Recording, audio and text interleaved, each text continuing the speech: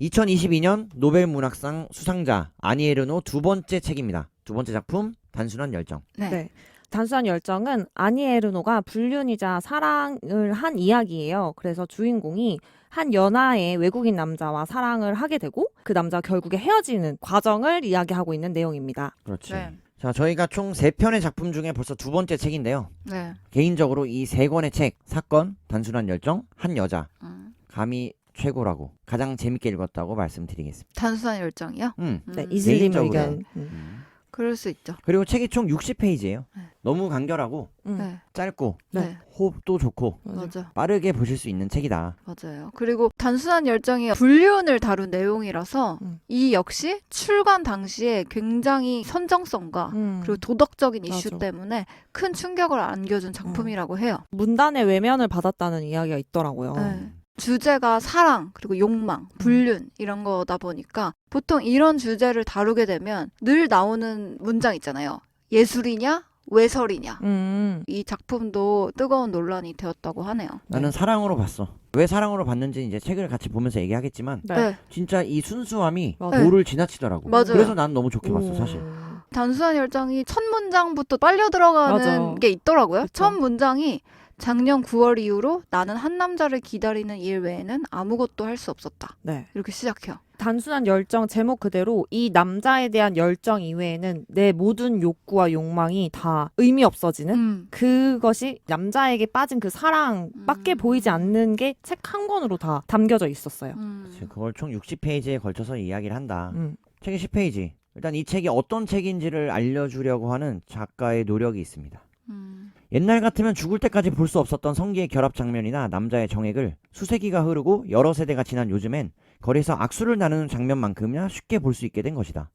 아마도 이번 글쓰기는 이런 정사 장면이 불러일으키는 어떤 인상 또는 고통, 당혹스러움, 그리고 도덕적 판단이 유보된 상태에 줄곧 매달리게 될 것 같다. 이런 가감없는 표현 내가 한번 해보겠다라는. 작가도 예견한 거죠. 파장을. 그렇지. 그래서 이런 것에 대해서 가감없이 써내려간 것, 그리고 적절한 비유라고 느껴지게 한 것, 또 역시 잘 쓰는구나, 잘 쓴다라고 생각이 들더라고. 자, 그래서 책 역시 앞에서부터 살펴보겠습니다. 네. 음. 제일 앞 문장은 냠냠이가 아까 말씀드린 대로 한 남자를 기다리는 일밖에 할 수 없었다. 내 의지와 욕망 그리고 지적 능력이 개입되는 행동들은 오로지 그 남자에 관한 것뿐이었대요. 옷을 고르는 거, 화장품을 고르는 거, 그것도 그 남자에게 잘 보일 것인가, 어떤 게 더 예뻐 보일 것인가 밖에 생각할 수밖에 없었고, 맞아. 침대 시트를 갈고 방에 꽃을 꽂는 행동마저도 그 남자가 우리 집에 찾아왔을 때 더 좋은 분위기를 만들기 위한 거에만 집중되어 있었다. 네. 그렇지. 도덕적인 판단 이런 걸 아예 배제하고 봤을 때 정말 사랑에 빠진 사람의 모습을 맞아요. 그대로 묘사하고 있어서 이런 부분도 공감이 되더라고요. 맞아. 책에 전반적으로 사랑에 대한 묘사가 많은데 네. 지금 그게 이제 둘이 이야기한 곳이 11페이지거든. 네. 그래서 나는 이게 또 얼마나 깊은 사랑을 이야기하려고 이렇게 시작을 하나 라고 봤는데 불과 14페이지에서 그 사람이 1시간 후에 도착한다고 알려오면 그런 경우는 그가 아내의 의심을 사지 않고 늦게 들어갈 수 있는, 말하자면 좋은 기회였다라고 이야기를 하길래 이게 무슨 소린가 라고 생각했어. 방금 둘이 말했던 것처럼 그 사람에 관한 생각밖에 안 들고 나의 모든 행동과 생각, 준비들은 그 사람과의 만남을 위한 것들인데 갑자기 아내라고요? 맞아. 아, 그 전까지는 불륜이라고 생각 안 그 했어요? 3페이지는 언급이 안 되니까 당연히 모르지. 그치. 아, 그러네. 자, 얼마나 사랑하느냐. 난 이거를 진짜 표현해 봅니다. 자, 17페이지. 나는 사랑을 이렇게 표현한 건 진짜 처음 봤는데 생각도 못 해봤거든. 나는 그 사람이 내게 남겨놓은 정액을 하루라도 더 품고 있기 위해 다음 날까지 샤워를 하지 않았다. 우리가 지금까지 몇 번이나 사랑을 나누었는지 헤아려 보았고 사랑을 할 때마다 무언가 새로운 것이 우리 관계에 보태어진다는 느낌이 들었지만 동시에 쾌락의 행위와 몸짓이 더해지는 만큼 확실히 우리는 서로 조금씩 멀어져 가고 있었다. 맞아요. 우리는 욕망이라는 자산을 서서히 탕진하고 있었고 육체적인 강렬함 속에서 얻은 것은 시간의 질서 속에 사라져갔다. 이렇게 표현하면서도 결국은 이 남자의 육체와 관계를 쫓아요. 미친 듯이 쫓습니다. 맞아. 근데 나는 이런 표현 진짜 처음 봤어. 그러니까 샤워를 하지 않았다는 이 표현이 이 샤워를 하지 와. 않았다는 거랑 비슷한 게 있어요. 나는 그 사람이면은 에이즈에 걸려도 상관없고, 그리고 사랑에 빠진 상대 남자를 A라고 표현하는데 이 A가 마신 술잔을 보관하고 집착이 네. 좀 그걸 있어. 설거지하지 않는다고 표현하잖아. 설거지를 하지 않고 그러니까 그리고 입된 그 술잔의 자리에. 그쵸. 그러니까. 그리고 A가 나한테 연락 안 한 기간 수를 세워보고 남들이 지내는 평범한 일상을 본인은 이해를 못하고 그러니까 이런 것들이 단순히 이제 사랑이나 뭐 쾌락, 욕망 이런 거를 그린 거에서 나아가서 편집증 그러니까 약간 정신적인 뭔가 광적인 사랑? 그런 것까지 잘 그려낸 것 같아요. 맞아. 저와 냠냠이가 말씀드린 것처럼 육체적인 쾌락, 응. 본능 혹은 욕구를 쫓아가는 장면들을 그리는 반면 24페이지 그 사람과 함께 있던 어느 날 오후 펄펄 끓는 물이 들어있는 커피포트를 잘못 내려놓는 바람에 거실의 카펫을 다 태워버렸다. 하지만 나는 아무렇지도 않았다. 오히려 불에 탄 그 자국을 볼 때마다 그 사람과 함께 보낸 열정적인 순간을 떠올릴 수 있어서 행복했다.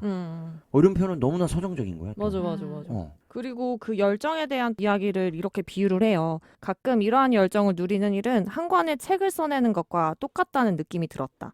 장면 하나하나를 완성해야 하는 필요성, 세세한 것까지 정성을 다하는 점이 그랬다. 그리고 몇 달에 걸쳐 글을 완성한 후에는 죽어도 괜찮다는 생각이 드는 것처럼 이 열정이 끝을 다한다면 죽게 되더라도 상관없을 것만 같았다. 그러니까 책 한 권을 완성하는 그 열정처럼 이 사랑에 온 몸과 마음을 다했다. 그리고 죽어도 여한이 없을 정도로 사랑했다라는 부분이 비유가 서정적이다라고 느꼈던 부분이네요. 천상 작가고 천상 예술가라고 느껴지는 게 43페이지 이어갑니다. 팽숙의 표현처럼 박물관에서도 사랑을 표현한 작품들만 눈에 들어왔다. 남자의 나체상에 마음이 끌렸고 그것들을 보며 상대 남자의 어깨선을, 배를, 성기를 그리고 특히 허리에서 서해부로 이어지며 안쪽으로 부드럽게 파인 곡선을 떠올렸다. 미켈란젤로의 다비드상 앞에서는 발걸음을 뗄 수가 없었다. 남성의 육체가 가진 아름다움을 여자가 아닌 남자가 그토록 뛰어나게 표현할 수 있었다는 사실이 너무나 놀라워 고통스러울 정도였다. 그 당시 여자들이 처한 상황을 고려한다 하더라도 그것으로는 완전히 설명되지 않는 무언가 석연치 않은 구석이 있었다. 그 정도로 남성의 아름다움을 미켈란젤로가 훌륭하게 다비드상으로 표현했다라는 이야기와 동시에 다비드상을 보면서도 혹은 다른 작품들을 보면서도 본인이 사랑하는 상대 남자 A를 떠올렸다. 상대 남자를 떠올렸다라는 부분도 적절히 묘사하고 있더라고. 표현을 참 잘한다라고 다시 한번 생각을 해봤다는 거. 중간에 가끔 내 집에 묵으러 오는 아들들에게 나는 그 사람과의 관계를 감추지 않았다. 이 맞아. 부분을 읽고 뭐야 아들이 있어? 이렇게? 아들이 이때가 있어? 40대 중반이고 두 아들이 있다고. 두 아들 있어. 그래서 그와의 관계를 수월하게 유지하기 위해 필요한 최소한의 것들을 아들들에게도 일러주었었다. 맞아. 오면 가라. 그리고 너희 흔적 남기지 마라. 뭐 이런 것들. 그 남자 연락 오면 일단 간다 자기는. 프랑스 역시 개방적인가? 라고 느꼈던 부분. 아니 에르노가요. 그쵸. 이 누님이 더 그러신 것 같고 이렇게 사랑에 빠져 있다가도 결국 사랑은 영원할 수 없다라는 말 때문인가. 그 남자와의 관계에 대해서 진지한 고민을 해나가기 시작한다. 28페이지.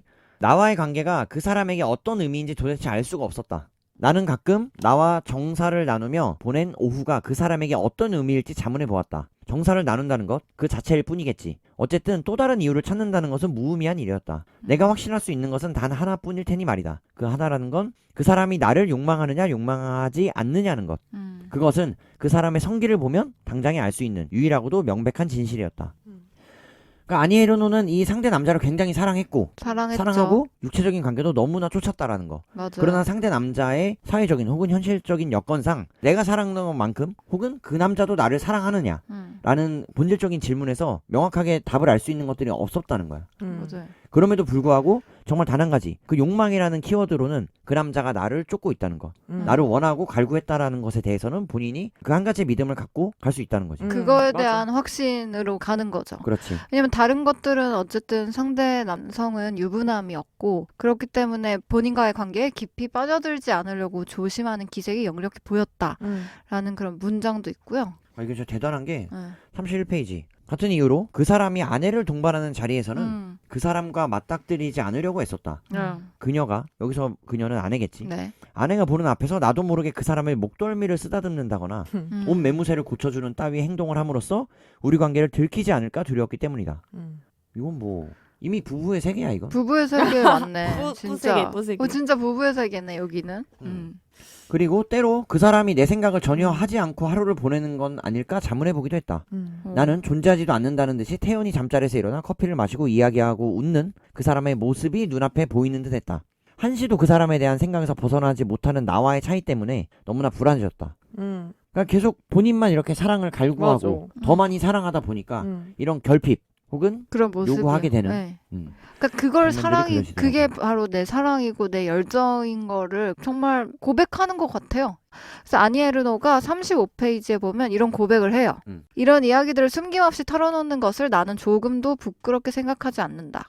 이 글이 쓰이는 때와 그것을 나 혼자서 읽는 때, 그리고 사람들이 그것을 읽는 때는 이미 시간상으로 상당히 차이가 있을 테고 어쩌면 남들한테 이 글이 읽힐 기회가 절대로 오지 않을지도 모르기 때문이다. 이렇게 고백을 해요. 맞아요. 그렇지. 그래서 가로에 뒤에 자기가 겪은 일들을 글로 쓰는 사람들을 노출증 환자쯤으로 생각하는 것은 잘못이다. 왜냐하면 노출증 같은 경우는 같은 시간대에 자기의 이야기를 남들에게 드러내 보이고 싶어하는 병적인 욕망이기 때문이다. 그렇지. 자신은 과거의 이야기를 이야기하기 때문에 이것은 그것과 다르다라고 네. 구분을 짓고 있고 부끄럽지 않다. 난 당당하다. 고백합니다. 그렇기 때문에 이렇게까지 글을 쓸 수 있는 거겠지. 정말로 숨김이 하나도 없어 보이긴 해요. 근데 엄청 제대로 빠져 있는 게 느껴져요. 어떻게 이렇게 맞아. 40대 나이에 불륜이긴 하지만 누군가를 이렇게 열정적으로 사랑할 수 있을까라고 느껴질 정도로 그러니까 이렇게까지 사랑해본 적이 있느냐라는 질문을 저자가 던지는 것 같아. 맞아. 사실. 그러니까 어떠한 맞아. 여건과 환경이더라도. 그러니까요. 그래서 나를 돌아보게 되더라고. 맞아요. 그런 말도 있잖아. 너가 한번 뜨거웠던 연탄이었던 적이 있느냐. 맞아. 그래서 난 그런 문구가 맞아요. 이렇게 내 머리를 스치던데. 그럴 수 있죠. 그래서 중간에 이런 문구도 나와요. 앞부분이긴 한데 요즘은 한 남자와 미친 듯한 사랑을 하고 있다거나 누군가와 아주 깊은 관계에 빠져 있다거나 혹은 과거에 그랬었다고 숨김없이 고백하는 사람을 보면 나도 내 마음을 털어놓고 싶은 충동을 느낀다. 당당하게 말할 수 있는 거죠. 내가 누구를 미친 듯이 사랑하고 있고 아주 깊은 관계를 갖고 있다라고 이야기를 하고 싶다. 그렇지. 깊이 사랑에 빠지면 자랑하고 싶어지는 게 사실이잖아요. 근데 그것을 숨겨야 한다는 것에 대해서도 불편한 내색이 나오는 부분이었던 것 같아요. 그렇지. 이거는 성향 차이긴 한데 더 보고 싶은 게 힘든 것 같아. 아, 보고 싶을 때 못 보니까. 여긴 지금 볼 수 없는 상황이라고 계속 그리니까. 그래서 그쵸. 더 결핍을 느끼는 게 그럴 아닐까. 수 있죠. 왜냐하면은 약속 잡아서 이렇게 딱 정기적으로 만나고 이게 아니고 뭔가 무한정 기다려야 되는 입장이다 보니까 더욱더 집착이 심해질 수밖에 없는 것 같아요. 그렇지. 그러니까 누군가에게 자랑을 할 시간에 오히려 나는 이 남자가 더 시간을 보내겠다라고 할 것 같아서. 여기 나오는 아니에요, 너는. 맞아. 맞아. 근데 그것조차도 본인의 의지로는 컨트롤할 수 없으니까. 그리고 그렇게 만나왔던 상대 남자인 A가 불현듯 사라집니다. 사라진다기보단 본인의 고향으로, 본인의 나라로 돌아가요. 돌아가죠. 그래서 46페이지. 어느 날 밤 에이즈 검사를 해봐야겠다는 생각이 들었다. 그 사람이 내게 그거라도 남겨놓았는지 모르잖아. 나는 필사적으로 그 사람의 몸을 머리끝부터 발끝까지 떠올려 보았고 내가 그 사람을 떠올리는 행위와 환각 사이에 그리고 그 사람에 대한 나의 기억과 광기 사이에는 차이점이 전혀 없는 듯 했다. 한 번은 침대에 누워 자위를 했는데 그 사람도 내 배 위에서 같은 것을 느꼈을 거라는 생각이 들었다. 혼자서 정말 이 사람을 떠올리기 원하다 위해서. 못해 네. 거의 진짜 집착과 광기에 가까운. 네, 모습을 끝까지 보이고. 간 거죠. 네, 환각이 보이고 환청이 들리는 거죠. 이러한 단계를 넘어서 날이 밝아도 일어나고 싶지가 않았고 아무런 계획이 없는 무의미한 하루가 내 앞에 버티고 있었다. 시간은 더 이상 나를 의미 있는 곳으로 이끌어주지도 못했고 단지 나를 늙게만 할 뿐이었다. 여기서 저는 이 사람이 너무 광적인 집착 그리고 사랑으로 인해서 시공간의 개념을 상실했다고 생각했어요. 이게 감정의 변화를 굉장히 잘 보여줘. 사랑에 미친 듯이 빠져 있을 때, 맞아. 너무나 좋아할 때잖아. 너무나 좋아할 때는 그랬다가도 이렇게 눈앞에서 사라지고 상대가 나를 버렸다 혹은 우리가 헤어졌다라는 생각이나 그런 감정을 받아들일 때 내가 어디까지 바닥을 볼 수 있는지 네. 이 상실감. 이 세상에 살아갈 의미가 하나도 없다라는 것에 대해서 네. 굉장히 잘 표현하고 있더라고. 그러면서 재밌는 부분이 만약 이달 말까지 그 사람이 내게 전화를 해온다면 자선단체에 500프랑을 기부하겠다고 마음속으로 계속 기부하겠다고 맹세했다. 하더라. 그러니까 근데 정말 사랑에 빠졌을 때 뭔가 스스로 내기를 하잖아요. 내가 먼저 연락을 하면은? 하거나 언제까지 오면 내가 봐주겠어. 어. 혼자서 별의별 상상을 하는 네. 그런 부분이 A라는 인물은 아무것도 하지 않고 가만히 있는데 혼자 이렇게 했다 저렇게 했다 뭔가 상상을 하는 그런 사랑에 빠진 모습을 보여줬던 것 같아요. 그렇지. 그리고 또 이 아니에르노가 역시 행동을 합니다. 지난 책 사건에서 살펴봤던 것처럼 본인이 뜨개질 바늘부터 임신 중절 시술자를 찾아다니는 것까지 굉장히 행동파라고 보여지는데 54페이지. 사람들을 만나는 건 싫었지만 코펜하겐에 있을 세미나에 참석하기로 했다. 그 사람에게, 그러니까 내가 좋아했던 그 남자에게 은밀히 엽서를 보낼 수 있는 기회가 되리라는 생각 때문이었다. 이런 이유로 이제 코펜하겐으로 떠나려고 한다는 거지.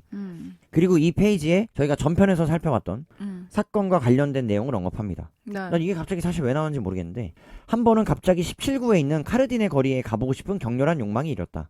그곳은 20년 전 내가 낙태 수술을 받은 곳이었다. 네. 무슨 일이 있어도 그 거리, 그 건물을 다시 보고 그 일이 있었던 방에 올라가 봐야 할 것 같았다. 라고 해서 본인이 소설 사건에서 얘기했던 부분들을 약 언급해요. 한 페이지 정도에 걸쳐서 언급하는데 네. 이게 복선이 되다 보니까 나는 이 얘기를 다 알고 있잖아. 그쵸. 너무 재밌게 읽히더라고. 아, 그럴 수 있죠. 어. 맞아. 그래서 옛날에 그 쓰라린 고통이 지금의 아픔을 덜어내 주리라는 막연한 희망 때문이었다라고 쓰여 있는데 그때 얼마나 고통스러웠고 내가 지금은 또 얼마나 고통스러운지 그러니까 다른 그거를 고통이지만. 빗대어서 지금의 고통을 견디기 위한 하나의 장치로서 거길 또 간 것이 아닐까라는 생각이 들더라고요. 그렇게 설명하더라고. 음. 그러면서 소설 혹은 글쓰기에 대한 작가의 생각을 밝히는 부분도 인상 깊더라. 59페이지. 이 글을 쓰면서 내가 바라는 것은 아무것도 없음을 나는 알고 있다. 글에는 자신이 남겨놓고자 하는 것만 남는 법이다. 그런데도 계속해서 글을 쓴다는 것은 다른 사람에게 읽힐지도 모른다는 고통을 연장시키는 것과 같다. 하지만 내가 글을 써야 한다는 필요성을 절실하게 느끼고 있는 한 그런 건 개의치 않는다. 그러나 그 필요성에 극에 다다른 지금 써놓은 글을 찬찬히 읽어보니 놀랍기도 하고 부끄럽기도 하다. 열정 속에서 하루하루 살아갈 때는 미처 깨닫지 못했던 감정들이다. 그것은 출판이라는 관점으로 접근하는 세인들의 정상적인 가치 기준과 판단에서 비롯된 것이다 라고 설명하더라고. 2022년 현재 오늘날 노벨문학상을 수상한 작가의 글쓰기에 대해서 혹은 글에 대해서 어떻게 생각하는지 네. 접근 방식에 대한 혹은 그런 정의에 대한 부분을 인터뷰에 대답해 주는 것처럼 네. 이야기를 하고 있어서 자연스럽게 그런 부분이 나와요. 잘 그리고. 받아들여지더라고. 네. 이렇게 헤어져가지고 이제 사경을 헤매는 상황에 이르렀잖아요. 헤매고 노력도 하고 노력도 헛걸음도 하고 이것저것 다 무기력과 해봤잖아요. 상실감도 없고. 네. 별걸 다 해보고 나서 미래의 어느 날 전쟁이 터지고 첫 번째 맞는 일요일 저녁 전화벨이 울렸다. 상대 남자 A가 전화를 합니다. 물론 그 미래도 여기선 과거겠지만. 네, 그쵸. 잠시 동안 나는 두려움에 휩싸였다. 나는 울먹이며 그 사람의 이름만 이거 되풀이에 뭔지 알 것 같아. 불렀다. 드라마에서 본 것 같아. 이런 장면들. 그쵸. 그리고 그 다음이 또 드라마예요. 그 사람도 나야, 나라고 하는 말만 저 연기팀 뭐야? 천천히 반복했다. 그렇게 합니다. 그래서 와요. 맞아. 그 사람이 와요. 거짓말처럼 와. 네, 거짓말처럼 오고 택시를 타고 오겠다고 하고. 근데 이때도 정말 순수함 또는 이 열정이 보이는 게 맞아. 책의 맨 앞 페이지와 똑같아. 맞아. 그가 오는 사이 나는 서둘러 화장을 하고 그 사람을 맞이할 준비를 끝냈고 그리고는 그 사람이 한 번도 본 적 없는 쇼를 걸치고 북도에 나가 그 사람을 기다렸다. 이게 책의 앞에서도 언급하지만 그 사람을 만나는 데 있어서 내가 같은 옷을 입는다는 게 내가 그 사람을 만나는 데 있어서 나 스스로 최선의 노력을 하지 않는 것 같다라고 그쵸. 잡혀가는 부분이 있거든. 맞아요. 그래서 이런 소녀적인 감성 소녀 감성 있죠. 좋더라고. 그러니까. 그리고서 이제 그 사람이 사흘 후에 다시 자기 나라로 떠나고 연락할게라는 전화를 마지막으로 이야기를 하고 갑니다.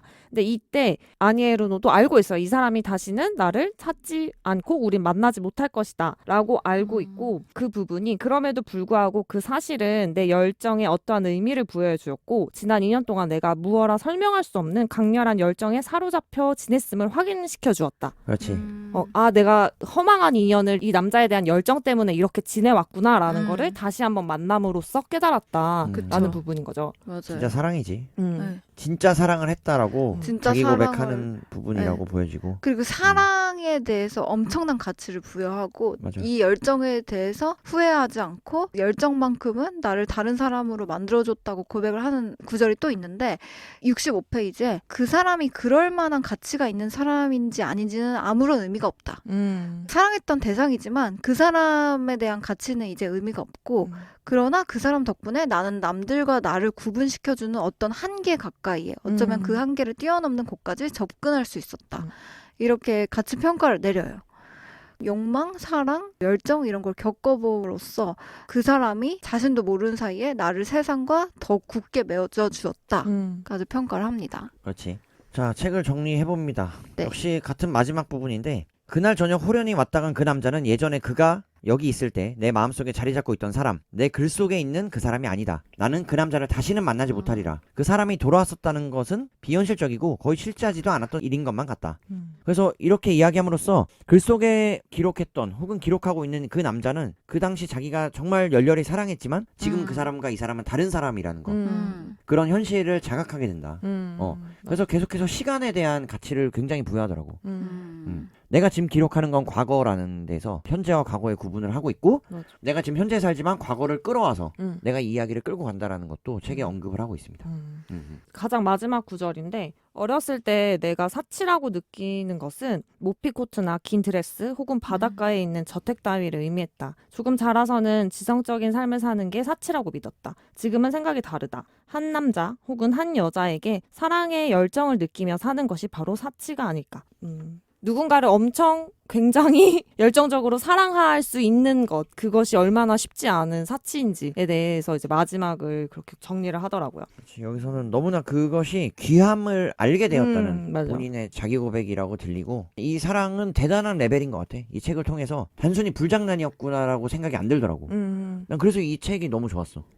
진짜 이렇게까지 한 사람을 사랑할 수 있다는 거. 맞아. 그래서 그런 사람을 만난 것도 행운이지만 본인이 표현할 줄 알고 그것에 대해서 온전히 정말 다 쏟아내면서 내가 후회가 남기지 않을 정도의 사랑을 해볼 수 있다는 게 아니 에르노가 대단한 경험을 했었구나라는 거. 맞아. 그러니까 우리가 전장에서 살펴봤던 사건과는 정말 다른 의미로 굉장한 열정이 보이는. 불륜이라는 걸 배제하고 봤을 때 사랑만 봤을 때는 그러니까 그게 안 보여. 이 책에 네. 나는 사실 그런 부분이. 그러니까 오히려. 맞아. 그게 바로 사랑인 게 누군가를 사랑하면은 이제 주변의 모든 게 다 그 사람한테 고정되잖아요. 맞아, 그러니까 맞아. 어디 좋은 장소를 가도 어. 이 사람 이 사람과 가고 와봤을까? 싶다. 뭐 좋은 책을 봐도 이 사람도 이렇게 생각할까? 그 사람은 그 책을 안 봤을 거야. 뭐 그런 식으로 그러니까 모든 게 그 사람한테 고정된다는 거는 사실 누구나 한 번쯤은 다 겪어볼 수 있는 거고 일상 속에서 마주할 수 있는 거라서 더 와닿는 그런 책이었던 것 같아요. 맞아. 사람들과 이야기를 나눌 때도 내가 관심을 갖는 유일한 화제는 그 사람의 직업이나 나라 혹은 그 사람과 가봤던 장소 관련된 것들밖에 관심이 있지 않았다라는 부분에서 되게 공감 가는 말이었고 또한 이것도 상실을 표현한다고 저는 느꼈던 게 그 사람이 부재하는 기간 또는 나에게 연락을 해주지 않는 기간 나는 항상 기다릴 수밖에 없잖아요. 네. 그때 내가 상실되는 그 마음을 나 스스로 위로하기 위해서 그 사람을 계속 추억하고 떠올리고 기다리면서 모든 것을 다 준비하고 노력하려고 하는 행동들마저도 본인 스스로를 보완하려고 그러니까 위로하려고 하는 행동들이 상실이라는 맥락에서 맞다라고 느꼈어요. 내가 상대를 정말 열렬히 사랑할 수 있다라는 것을 네. 아니 에르노가 보여준 것 같아서. 맞아요. 이 정도면 짝사랑.